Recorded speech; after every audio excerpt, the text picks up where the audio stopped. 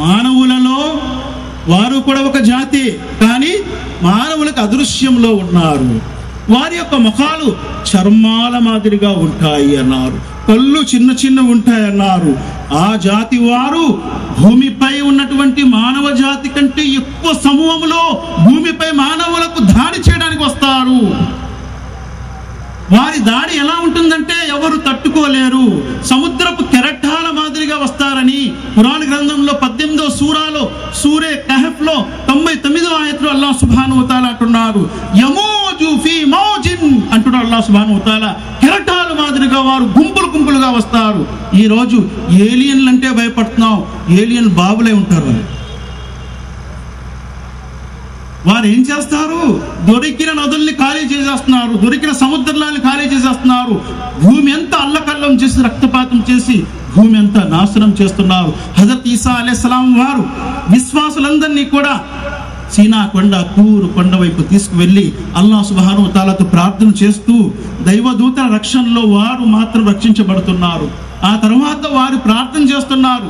హజరత్ ఈసా అలైహిస్సలాం వారు విశ్వాసుల దేవా, వీరి ద్వారా మమ్మల్ని రక్షించు అని చెప్పారు.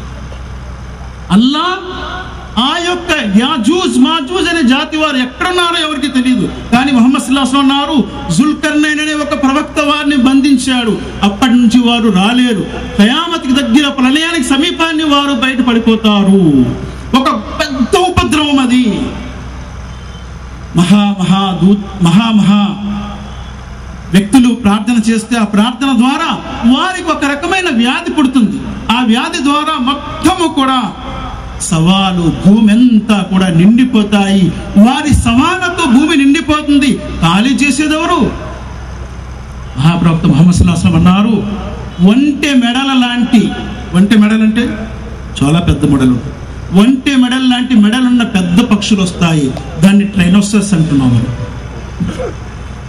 ట్రైనోసరస్ అంటున్నాం. ఒంటె మెడల్ లాంటి పెద్ద పెద్ద మెడలు ఉంటాయి. అటువంటి పక్షులు వస్తాయి. అవి వచ్చి వారిని తీసుకువెళ్ళిపోయి ఎక్కడో పడవేస్తాయి. అంటే ఏ గ్రహాల్లో తీసుకువెళ్ళి పడవేసేస్తాయో. ఆ తర్వాత అల్లాహ్ సుబ్హానహు వ తఆలా శుభమైన వర్షము కురిపిస్తాడు అన్నారు ముహమ్మద్ సల్లల్లాహు అలైహి వసల్లం వారు. ఆ వర్షానికి భూమి అంతా కూడా పవిత్రమై ఎటువంటి పంటలు పండుతాయంటే హజరత్ ఈసా అలైహిస్సలాం కాలంలో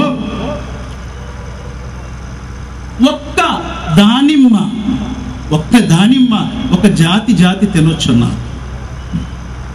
ఒక ఆవు పాలు ఒక జాతి త్రాగొచ్చున్నారు. ఒక మేక పాలు ఒక జాతి త్రాగొచ్చున్నారు. అంత శుభం ఉంటుంది.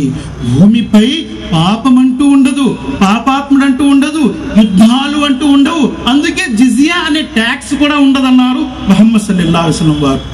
సృష్టి ఆరాధన క్షీణించుకుపోతుంది అన్నారు. హజరత్ ఈసా అలైహిస్సలాం వచ్చిన తర్వాత అందరూ ఒకే దైవాన్ని, ఒకే ధర్మాన్ని అనుసరించేవారుగా మారిపోతారు అన్నారు ముహమ్మద్ సల్లల్లాహు అలైహి వసల్లం. అందుకే ఒక్క సాష్టాంగానికి, ఆ సృష్టికర్త అయిన దేవుని ముందు ఒక్క సాష్టాంగానికి ప్రజలు ఎంత విలువిస్తారంటే భూమిలో ఉన్నదంతా ఇచ్చేసిన ఒక సాష్టాంగం మానడు. అటువంటి దినాలు వస్తాయన్నారు. అంత శుభం ఉంటుంది భూమిపై అన్నారు. ఆ తర్వాత హజరత్ ఈసా అలైహిస్సలాం వారు పరమపదిస్తారు అన్నారు. ఆయన పరమపదించిన తర్వాత ఈ భూమిపై మరలా పాపం అనేది బయలుదేరుతుంది. ప్రవక్త ముహమ్మద్ సల్లల్లాహు అలైహి వసల్లం అంటున్నారు, ఆ అల్లాహ్ సుబ్హానహు వ తఆలా సూర్యుణ్ణి తూర్పు నుండి రోజు ఉదయింపజేస్తున్నాడు, కానీ ఆ దినము పడమటి నుండి సూర్యుడు ఉదయిస్తాడు అన్నారు. 3 దినాల వరకు సూర్యుడు కనిపించడు. ప్రజలు అల్లకల్లోలంలో పడిపోతారు. పడమటి నుండి ఉదయించగానే ప్రజలు పశ్చాత్తాపము కొరకు, క్షమాపణ కొరకు బయలుదేరుతారు. కానీ పశ్చాత్తాపము, క్షమాపణ వేడుకునే తలుపులు కట్టివేయబడతాయి అన్నారు ముహమ్మద్ సల్లల్లాహు అలైహి వసల్లం వారు. అప్పటి వరకు తెరిచి ఉన్నాయి. ఎవరైనా పాపాలు చేసుకునే వారు ఉంటే వారు అల్లాహ్ ముందు పశ్చాత్తాపం వేడుకోండి అని ముహమ్మద్ సల్లల్లాహు అలైహి వసల్లం అన్నారు. సూర్యుడు పడమటి నుండి ఉదయించక ముందు అన్నారు. శాస్త్రపరంగా కూడా ఉత్తర దక్షిణ ద్రవాలలో అయస్కాంతపు శక్తి క్రమక్రమముగా తగ్గుతుంది అని అంటున్నారు. అందుకే 10 లక్షల సంవత్సరాలకు 1 డిగ్రీ వాలింది అన్నారు. అంటే 10 లక్షల సంవత్సరాలు పట్టింది 1 డిగ్రీ వాలటానికి. ఉత్తర దక్షిణ ద్రవాలు తారుమారవుతాయి. ఎప్పుడైతే అయస్కాంతపు బలము తగ్గిపోతుందో అప్పుడు మనకి తూర్పు నుండి ఉదయించే సూర్యుడు పడమటి నుండి ఉదయిస్తాడన్నారు. సైన్స్ కూడా అంటుంది. మహాప్రవక్త ముహమ్మద్ సల్లల్లాహు అలైహి వసల్లం వారు అన్నారు, అడపటి నుండి ఉదయిస్తాడు సూర్యుడు, ఆ తరువాత భూమిపై ఒక జంతువు బయలుదేరుతుంది. ఖురాన్ గ్రంథంలో 27వ సూర సూర్య నమల్ వాక్యం 82లో అల్లాహ్ సుబ్హానహు వ తఆలా జంతువు గురించి అంటున్నాడు. ఆ జంతువు భూమిపై వస్తుంది, అల్లాహ్ యొక్క సూచన క్రియల్ని తిరస్కరించే వారితో మాట్లాడుతుంది అన్నారు. మహాప్రవక్త ముహమ్మద్ సల్లల్లాహు అలైహి వసల్లం అన్నారు, సూచన క్రియల్లో చిన్న సూచన క్రియలు ఎటువంటి వస్తాయంటే మనిషి యొక్క చేతి కర్ర మాట్లాడుతుంది అన్నారు. అటువంటి దినాలు వస్తాయన్నారు. మనం ఈరోజు చూస్తున్నాం, ఎప్పుడు వినలేనటువంటి మనం ఈరోజు వింతలు చూస్తున్నాం. చేతి కర్ర అంటే చేతి టెలిఫోన్ కూడా ఈరోజు మనతో మాట్లాడుతుంది. అలాగే ముహమ్మద్ సల్లల్లాహు అలైహి వసల్లం అన్నారు, మీరు పాదాలకి తొడుక్కున్నటువంటి చెప్పుల పట్టి కూడా మాట్లాడే దినం వస్తుంది అన్నారు. చివరికి మీ యొక్క ఇంటిలో ఏం జరిగింది అనేది మీరు లేనప్పుడు చెప్పే పరికరాలు వస్తాయన్నారు. మీరు లేనప్పుడు మీ ఇంట్లో ఏం జరిగింది అన్నీ కూడా చెప్పేవి వస్తాయి అని అన్నారు ముహమ్మద్ సల్లల్లాహు అలైహి వసల్లం. ఎడారి ప్రాంతాలు, అరబ్ దేశాలు ఎడారి ప్రాంతాలు పచ్చగా బయలుదేరుతుంది, నదులు ప్రవహిస్తాయి అని కూడా అన్నారు ముహమ్మద్ సల్లల్లాహు అలైహి వసల్లం. ఎన్నో సూచన క్రియలు చిన్నవి ఉన్నాయి, కానీ పెద్ద సూచన క్రియల్లో ఇవి జరుగుతాయన్నారు దైవ ప్రవక్త ముహమ్మద్ సల్లల్లాహు అలైహి వసల్లం అన్నారు. ఆ తర్వాత ఒక గాలి బయలుదేరుతుంది తూర్పు నుండి. ఆ గాలి రవ్వంత విశ్వాసం ఉన్న వారికి మరణం ఇస్తుంది. విశ్వాసులు ఎవరు ఉండరు. అవిశ్వాసులు భూమిపై ఎటువంటి అవిశ్వాసం ఉంటుంది అంటే, ఎటువంటి పాపాత్ములు ఉంటారంటే, నడి రోడ్డు మీద వ్యభిచారం చేస్తూ ఉంటే ఏంటయ్యా కొంచెం చాటుకెళ్ళండి అనేవాడు ఉండరు. అటువంటి ప్రపంచం అయిపోతుంది.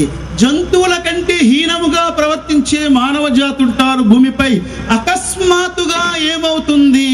ముహమ్మద్ సల్లల్లాహు అలైహి వసల్లం అన్నారు, నేను శుక్రవారపు దినాన్ని చూశాను, ఒక మంచి తెల్లటి అద్దములాగుంది, స్పష్టమైన అద్దములాగా, కానీ దానిపై ఒక నల్లటి మచ్చను చూశాను. అడిగాను దేవునితో, అల్లాహ్తో, దేవా ఏంటి నల్లటి మచ్చ ఇంత చక్కటి అద్దంపై అన్నారు. ఇది ఖయామత్, మహాప్రళయం అన్నారు. మహాప్రళయము ఆ శుక్రవారము దినమే వస్తుందని ముహమ్మద్ సల్లల్లాహు అలైహి వసల్లం అన్నారు. అకస్మాత్తుగా అది వస్తుంది, చెప్పి రాదు. రోజు ఘడియ ఎవరు కూడా చెప్పలేరు.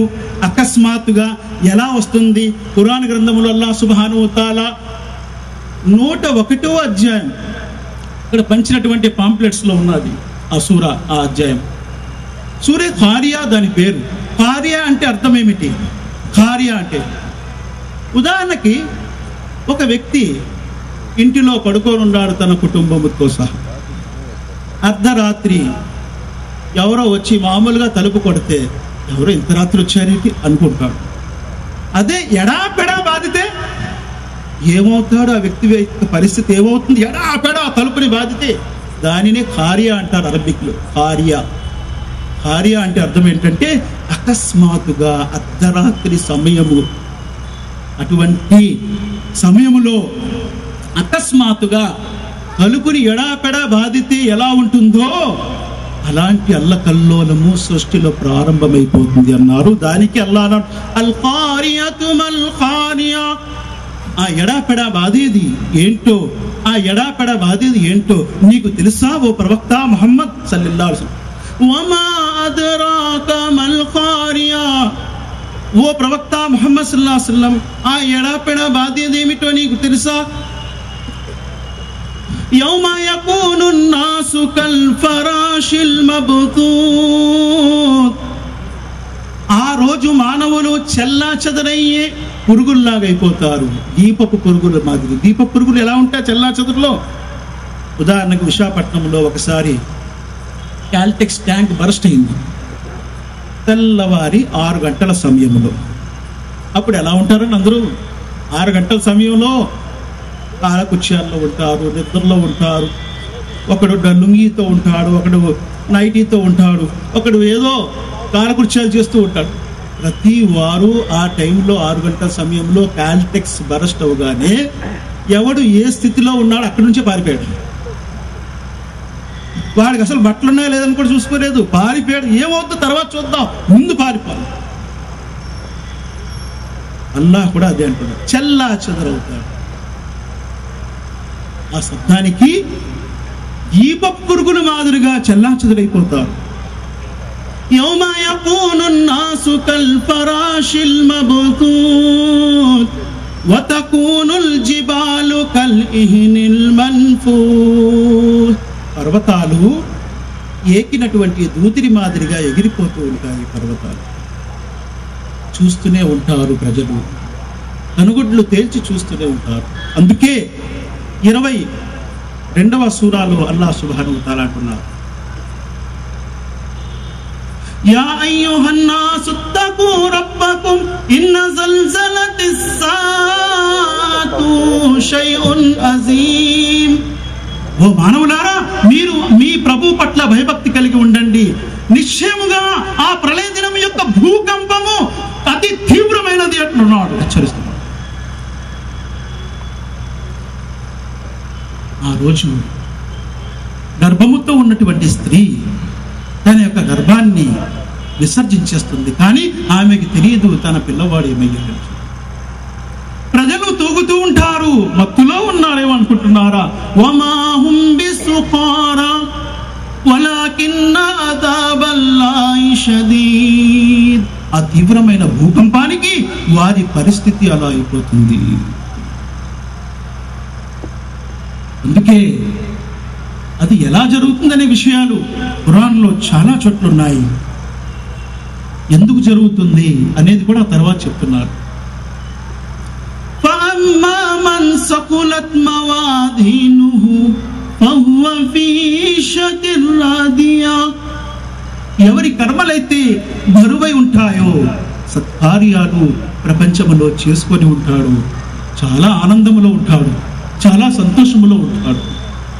పిల్లలు ప్రోగ్రెస్ రిపోర్టు గ్రేడ్ ఏ వస్తే, గ్రేడ్ 1 వస్తే క్లాస్లో ఎంత సంతోషపడి తల్లిదండ్రుల దగ్గర ఆనందంతో సంతోషంతో వస్తారు.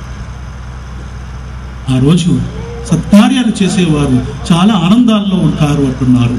అందుకే ఆ దినం అనేది పెట్టాడు. ఈ ప్రపంచంలో న్యాయము జరగవచ్చు, జరగకపోవచ్చు ఎవరికైనా, కానీ అక్కడ ఖచ్చితమైన న్యాయం జరిగి తీరుతుంది. వమా యుజ్లమూన ఫతీలా. దారపు పోగంత అన్యాయం కూడా జరగదంటున్నాడు ఆ ప్రభువు సృష్టికర్త. అటువంటి న్యాయం నేను చేసే దినము నియమించాను, అది రాబోతుంది, చాలా తొందరలోనే జరిగి తీరుతుంది అంటున్నాడు. వఅమ్మా మన్ ఖఫ్ఫత్ మవాజీనుహు ఫఉమ్ముహు హావియా. ప్రపంచంలో ఎవరైతే దుష్కార్యాల్లోనే జీవితాన్ని గడిపారో వారు హావియాలో ప్రవేశిస్తారు. హావియా అంటే ఏంటి? ఒక అతి లోతైన గోతు, దానినే నరకము అన్నారు. స్వర్గ నరకాలు దొరికే దినమే ఆ దినము. ఎందుకు ప్రళయం అనేది ఖురాన్లో అనేకమైన వచనాలు, వాక్యాలు అల్లాహ్ చెప్పాడు. అయితే ప్రియులారా, ఆ ఖురాన్ గ్రంథంలో ఉన్నటువంటి కొన్ని సూరాల ద్వారా ఆ దినము ఎలా ఉంటుంది, అది ఎందుకు నియమించాడు. ఇదా జుల్జిలతిల్ అర్దు జిల్జాలహా 99వ అధ్యాయం ఇది. అందులో దైవము సూర్య జిల్జాల్లో అంటున్నాడు, ఎప్పుడైతే తీవ్రమైన భూకంపము, ప్రళయపు భూకంపం వచ్చి పట్టుకుంటుందో, వాక్రజతిల్ అర్దు అత్కాలహా